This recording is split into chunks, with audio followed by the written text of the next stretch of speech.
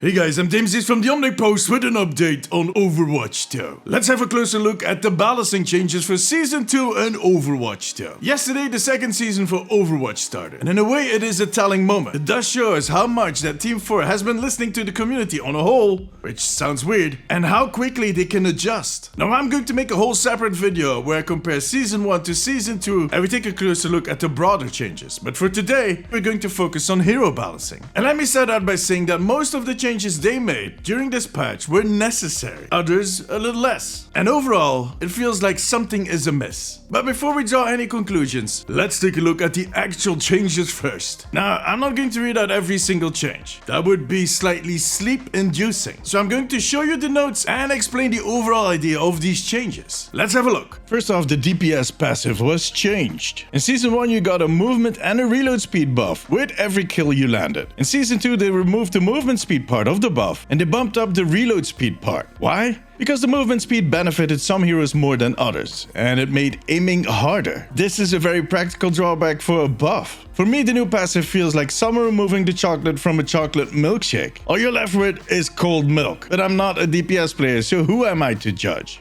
Alright, let's move on to the heroes. Doomfist. Overall, he had two issues. One, his survivability was very circumstantial. I mean, I never played him, but when I see others playing him, it always looks like they are throwing the dice with every move they make. For the millennials among us, I'm sure he has a YOLO tattoo hidden somewhere. On top of that, he didn't have enough of an impact. No punch intended.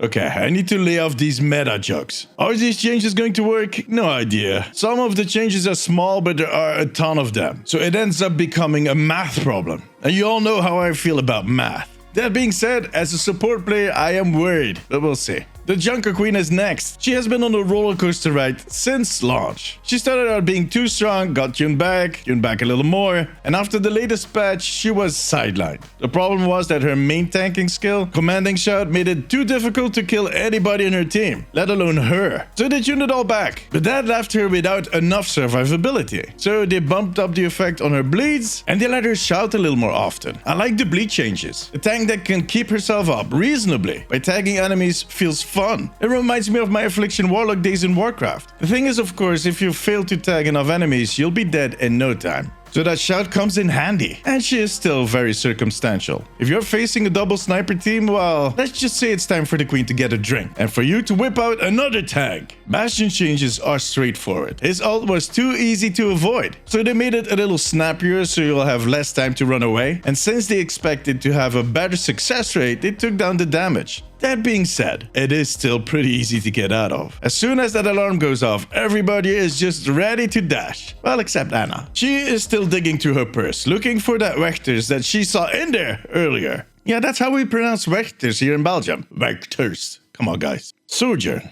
Oh boy. I'm working on a video on how difficult it can be to balance a game like Overwatch, and she is the prime example. She was way too strong on higher tiers, while lower tiers had a difficult time making her work. Her right click takes skill, and if you have that skill, well, good luck to the enemy squishies. So that's what they're trying to fix with these changes, nerfing the long range right click and buffing the shorter range primary fire. We'll see where she ends up. The next one is scary, Symmetra. They want to make her gameplay faster, I get it. They want to get rid of that stalker Symmetra that sneaks up on a tank to charge her beam and then turn to the rest of the team and Thanos the hell out of them. So they made her beam charge faster, and she can charge it on barriers again, but the charge will also deplete faster. Now, I'm sorry, but for me that sounds like she'll be at full charge a lot more. That is fuel for nightmares, kids. Alright, Tracer. Funny story, the fall-off damage on her pulse pistols was bugged before this patch, but Blizzard felt she would be underperforming without the bug, so they left it in. But now they fixed it and buffed the pistol damage to compensate. Anna's sleep dart is on a slightly shorter cooldown.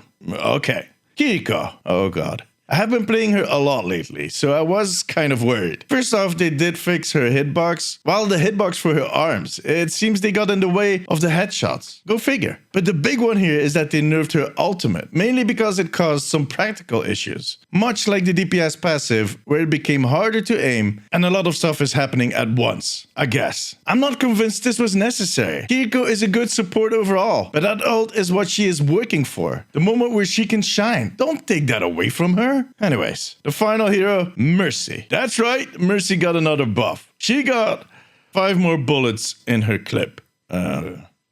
Okay, I guess. Look, like I said at the start of this video, some of these changes needed to happen. But the fact that the few supports in this list came out of this with 1 second of a cooldown, a nerfed ultimate, and 5 extra bullets is heartbreaking. And yeah, Doomfist wasn't doing good, but there's plenty of other tanks. We actually got a new one this season. Sojourn was too overpowered on higher tiers. But I'm going to take a guess that the bigger part of the community wasn't even aware that this was an issue. It does make sense that the higher tier players get their voices heard, since a good deal of them are content creators and they are in direct contact with Blizzard. But for a bigger part of the community, those longer queues are an issue, caused by the supports being in a bad place. It might be because I play support, well, flex, myself, but I feel like that is one of the bigger balancing issues in the game right now. Well, balancing is about numbers, but having fun is an important factor. And that's exactly what is missing for a lot of the support players. Not everybody, but a lot. The good news, during a Q&A, Alec Dawson, the lead hero designer for Overwatch, stated again that they're aware of the issue and that they're looking into short-term solutions, on top of adding more support heroes in the coming seasons. In other words, they haven't forgotten about us. The thing is, of course, that the next hero is still 3 months away. And when it comes to short-term, well, they have this new vision in which they do the big balancing changes with the start of every season, which is going to be season 3 in 9 weeks. In other words, I can understand that support players are miffed about these patch notes. I am miffed about these patch notes. But we need to hold on. It is going to be different one day. And for now, us support players need to buckle down against a buff Doomfist, a Symmetra with a faster charge, and a Bastion that is bombing us while we're looking for candy. You know what? Good thing we have those 5 extra bullets. Now tell me, what do you think about all of these balancing changes? And did you ever get killed by an ulting Bastion? I don't think I ever did. Let me know in the comments. Join me during my streams on twitch.tv/DamesTV and make sure to subscribe for more updates on Overwatch.